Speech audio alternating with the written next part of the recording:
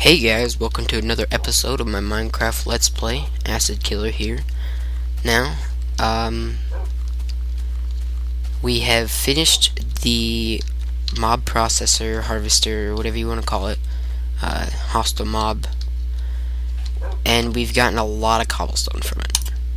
As you can see, I took some, I guess, but we did have a whole large chest full of it, and just a little bit of that stuff.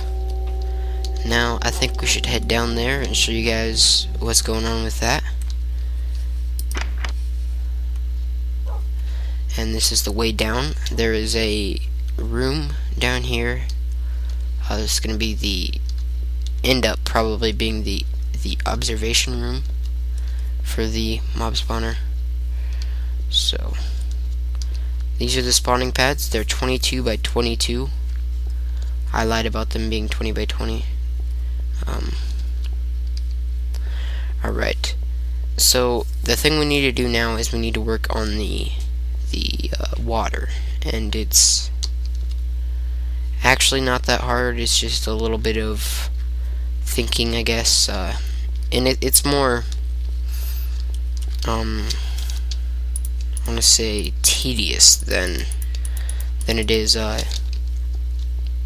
hard. So right here we have a whole chest full of signs, and I'm going to try to time-lapse this, but if I don't, I'm sorry, but I'm definitely going to try. Alright guys, we're back. I tried a time-lapse, but it did not turn out very well. I'm using Sony Vegas, and it decided to only try to render about 8 seconds of it, and then yeah, just no good. So I'm just going to explain this to you right now, and I will try a time-lapse again sometime, and I'll figure out how to get that working, but for now we'll just deal with what we got. Alright, so what we have is we have signs placed on the third block on all corners. So the third block, there's a sign on this side, sign on that side, sign on this side, sign on that side, and then 8 blocks away, so 1, 2, count on this side, 1, 2, 3, 4, 5, 6, 7 or 8, on the 8th block, sorry, on the 8th block is another set of signs, and then 1, 2, 3, 4, 5, 6, 7, 8, 9, but it's also the third one in, so it's just, you get the point. It's in from 3, and then you count to this one, so 1, 2, 3, 4, 5, 6, 7 or 8 is the one the sign goes on. 7 or 8 if the platform is 22 by 22. If it's a different size, you have to kind of work out the math your own way. I like to keep the sign on the third block in. Just that's how Ether did it, and I don't know if it messed anything else up if I did something different. So I just leave that like that, and then I just adjust from there. Alright, so and then when you have the signs done, you dig 3 down under them. So if you have, let's just do a quick demonstration. I have a sign there and a sign there, and then we dig a 3 hole down, and then you take stairs and you do that, and then that's it. All you have to do is place water there and water there, and then what this does is it creates it so there's no dead spots or anything like that. So when mobs drop down into the canal, there's no dead spots. So wherever you drop into here, you will be taken to that center point. So I'm just gonna drop in. I'm not even gonna touch my arrow keys or anything. You drop into this, then you go up the stairs, so that way there's no dead spots.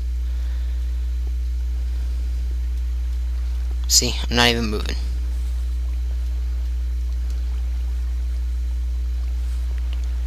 and then it takes us into here, which T's off or plus is off or whatever, into here. And then this is where we're going to build our mob evader. So I'll go build that, and then I'll see you guys then. Alright guys, we're here again, and I'm just here to tell you guys quickly how to do this, and then I'll go ahead and do it off camera, and then I'll show you the finished product. So what you do is this needs to be, you need to have this right here, it needs to be only too high, and then from there you put signs diagonal from each other, just crisscrossed all the way up, and make sure they're opposite. So there's a hole here, but there's not one there. There's a sign there, not here. This area right here, this is gonna be too high. That's why I picked this spot right here to put my door. This door is gonna go away though. And then you just crisscross them opposite, so all water will go there, and it gets held in by that one, or that one, and that one.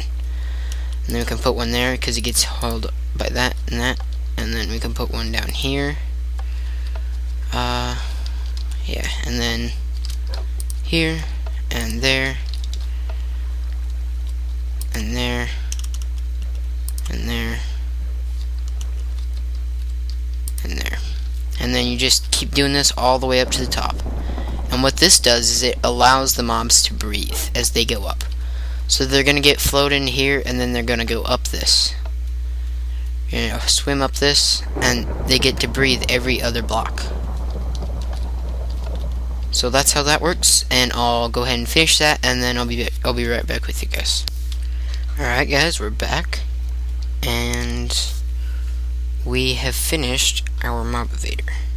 So all credits go to Ethos Lab again. I don't know how many times I've said that now, but I mean it. Alright, so basically you have these two pressure plates. You definitely need these two, stone or wood, it doesn't matter. And then as I explained before, diagonal, then up, and just keep going diagonal, and then same on the other side, just opposite. So there would be no one here, so there's one here, none here, so there's one there, which happens to be the pressure plate down there. And then they just, what they do is they swim in here, you get pushed all the way to the back, and then they swim up. As you can see, my bubbles go, they come in and then they go away. That's pockets of air, and that's where the signs are. Now you could do this a different way with a lot less signs.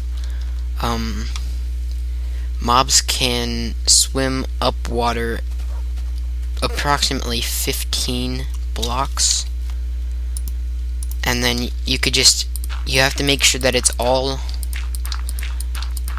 source blocks, but you could go 15 blocks without signs and then alternate signs for like 2 or 3 blocks. And the reason you don't make just a 4x4 area that's all air is because if you did that, then spiders would not be able to swim up it, because spiders can't swim up a 1 4-block air pocket.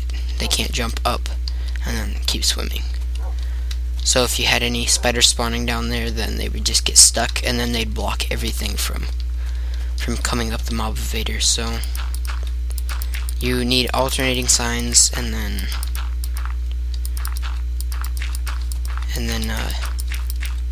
source blocks again. And it cannot be just 1 source block at the very top, or 4 source blocks at the very top. It has to be source blocks all the way down.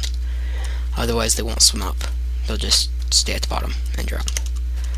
So that's my explanation for that. I think this episode has, I don't know how long this episode's gone on, as usual, but we've accomplished quite a bit.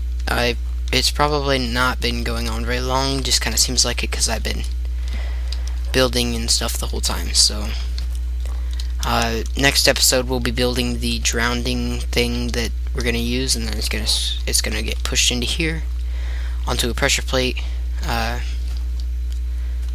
then probably later it'll probably end up bringing a bell or something for us, letting us know that we have our blocks waiting for us.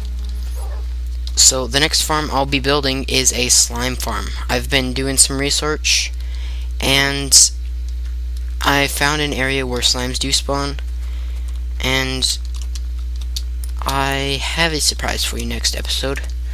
After maybe it'll be next episode, maybe not. It might be that episode after that, because I'm not sure how long this drowning sort of thing is going to be going on for. I don't know if that's going to take the whole episode, or if it's just going to take up a little bit of our time. So depending, but I do have a surprise for you guys, and we'll be building a slime farm, and I'll show you guys how to find slimes and how to farm slimes and how to get their slime balls. So see you guys next step. Oh boy, that's a good way to end the video with a death. End the video with a death. Ooh, that was close.